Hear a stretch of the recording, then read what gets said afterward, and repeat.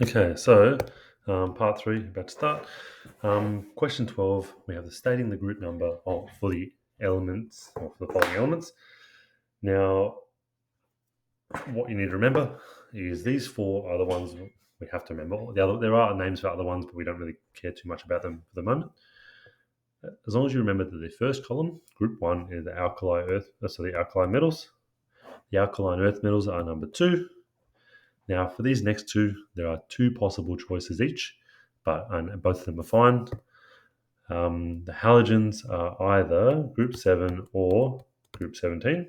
You can choose either of those. The noble gases, you can call them group 8 or you can call them group 18. The numbering system depends on how you're doing it. Does not really bother me. So pick one of them and you'll be fine. Okay, now we have to complete a table using some information. So we have each row here has some information already, and we have to fill it in with the rest. F is the symbol that we're given for this row here, and we need to try and figure out the rest of the information. So first of all, the element for F, if we go down, it's as simple as going down to the periodic table, and we have F over this side, number 9, and that is fluorine. It's also element number 9, so hopefully that'll help save us some time. So there we go. Fluorine, and its atomic number, is 9. Now, if we remember from before, elements, whenever they change the number of electrons they have, they are either going to lose or gain some number of electrons so that they have the same number of electrons as noble gases. And if we remember from before, neon has 10. If fluorine has 9, it's going to want to gain 1 electron. So it's going to want to gain 1 electron. All you have to write here is gain or loses. That's all I really wanted. But it's going to gain 1. And if it gains an electron, it's going to become negatively charged. And from the question before, that is an anion. Anions are negatively charged ions. Now, calcium, we're going to look for atomic number and symbol. We're also going to look for this column here, how close it is to the nearest noble gas. So let's scroll down. Calcium, which is number 20 here. I'll just try and let's see if I can get rid of all the stuff. No, I can't. But calcium is number 20, and the nearest noble gas is argon, which is over here, number 18. So first of all, calcium is Ca, that's number 20, and it's also closest to argon, which is number 18. So calcium is Ca, and it's number 20. Now remember, for this one here, this A is lowercase. If you give me a capital C and a capital A, you are wrong. Now, calcium has 20, argon has 18, so it's going to want to lose 2 electrons to have the same number as the nearest noble gas. And if it's losing electrons, it's going to become positively charged, and positively charged ions, are cations. Cool. So hopefully that makes sense. So going to question 14, it says complete the Bohr diagrams showing all shells and electrons, and fill in the required information below. So we've got 2 elements here. One's helium, one's sodium, and we need to draw the structures of them. Now, the Bohr diagram most importantly shows the electrons and shells. We don't really need to know about the nucleus, so we can ignore that. So both of them, I can start them off with just a nucleus in the middle here. And just for the illustration purposes, I will say that is the nucleus for both of them. Now, the most important bit, as I said, was the electrons and shells.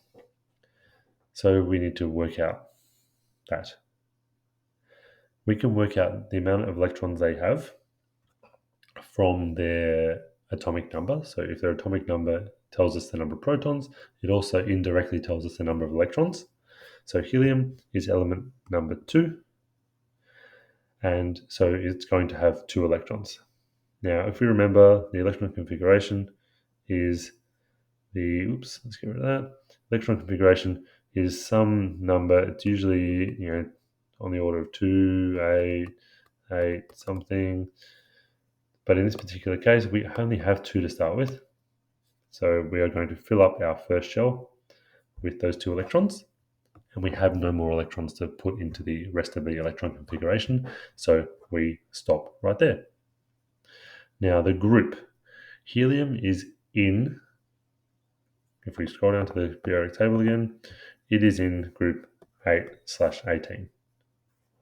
So helium, atomic number is 2, it's in group 8/18. So we can write 8 or 18. Oops, let's hope this thing doesn't freak out. Doesn't matter which one. Now the period. It is in the first row, so it is in the first period. Now, if I was going to, I haven't even finished up here. So as we saw here, the electron configuration tells us there are 2 electrons in total. And those electrons both go in the first shell. And I'm going to represent them with X's instead of dots. It's up to you, but I'm going to use X's because it's a bit clearer. That is our Bohr diagram for helium. So for the sodium, it's going to be a little bit different because there's more electrons. But if we scooch down again, sodium should be number 11 if I remember correctly. Over here, the atomic number is 11, which is also how many electrons it has. So number of protons and electrons. So we have it's 11 is the number of electrons. The electron configuration, we have to start off by putting 2 in the inner shell. And let's do this one by one. So we have our 2 electrons in our first shell. We need 11 in total, so that does not give us our full electron configuration yet. In the second shell, we can put 8, and that gives us up to 10. So we do this by having our 4 groups of 2. That does not give us all 11, so we need 1 more, and that 1 more is going to go in the next shell. Doesn't have to be super neat. We're going to put that up there. So that tells us in our third shell we have 1 electron. So our configuration is 2, 8, 1, which tells us 2 in the first shell, 8 in the second, and 1 in the third. And that adds up to 11, which is the same as our atomic number. It's in group 1. I know that because it's in the first column. I also know that because it is in, it has 1 electron in its outer shell. It's also period-wise, it's in the third one. I also know that because it's filling up the third shell. So remember how the number of shells tells us which period it's in, or which ring of electrons it's filling up.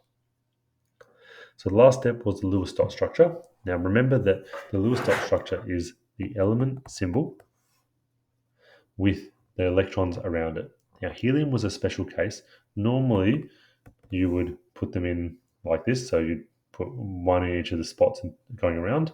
But helium was a bit different because there is only 2 in its outer shell. They're paired up. That is why it's not very reactive. So we put the 2 next to each other for helium. Now remember, both of these are fine. Having just dots or crosses doesn't really bother me. Now sodium, the symbol is Na, and the outermost shell only has 1 electron. So we're going to show that with an X there. It could also be a dot, does not really matter. Those are both correct. Okay, good stuff. So we are down to the last few questions, and we'll probably have one more part on top of this one. If we go to question 15, this one is a tiny bit tricky. This one here, you need to know that covalent bonds are the ones that form between non-metals, but it's actually a bit of a spectrum. So we can sort of think of it as ionic bonding on one side. We have a big spectrum all the way to covalent. This one here is donating and accepting electrons. So by that I mean one species takes the electrons completely, the other one receives the electrons completely. Whereas covalent on the other end is a sharing. So on the very end is an even sharing of electrons. So the two atoms that are bonded together, they share them perfectly evenly. On one side, one is stripping the electrons off completely, the other side is they're sharing them. And in between, you get sort of maybe over here is an uneven sharing. And depending on how far along this spectrum you move, will change how even the sharing is. Towards the left, you've got an uneven sharing. Towards the right, you get a more even sharing. Point being, we are looking for, if we're looking at fluorine, so fluorine is the one element we're bonding it with. We're going to have a look at a few of these other elements. We'll scroll down first to have a look here. If we have fluorine bonded with fluorine, so we have a substance like FF, that will be a perfectly even covalent bond because we have two of the same element bonded together. Once you bond fluorine with any other element, there's going to be some level of uneven sharing, and that's because fluorine really likes electrons and everything else relative to it wants them, maybe might want them a little bit, but not as much. So for example, oxygen also wants electrons, but not quite as much as fluorine, which means if we have fluorine bonded to oxygen, then the electrons are going to be pulled a little bit more towards fluorine than oxygen. As we get further and further left, as we go this way, we are going to get a more and more uneven bond, and it's going to be less and less covalent. So what we need to do is we need to look at the elements from that list, and we need to find out where they are on the periodic table. The ones that are closest to fluorine will make the most covalent bonds, and the ones furthest away from fluorine are going to make the least covalent. So I'll just write that in here. So closest to fluorine equals most covalent. Furthest to fluorine equals least covalent. Now we have cesium, aluminium, germanium, oxygen, and carbon. We already know oxygen is the closest, so it'll be oxygen. Carbon is right next to that. Now we just need to figure out germanium, aluminium, and cesium. So remember, oxygen and carbon are just here and here. They're pretty close. Oxygen's closest, then carbon. We need to find germanium, which is down here. Aluminium, which is just here. And cesium, which is over here. Now, aluminium and germanium are a bit tricky because they are sort of equal, almost equal distance from fluorine. But in this particular case, the aluminium is a bit closer. I wouldn't expect you to notice too much. So if you did split them up a little bit, I'd be okay with that. But as we go down, aluminium and germanium pretty much similar. But I'm going to choose aluminium because it's I think it's a bit closer. It's on one level down, whereas germanium is two levels down. Cesium is way, way away, so that'll definitely be last.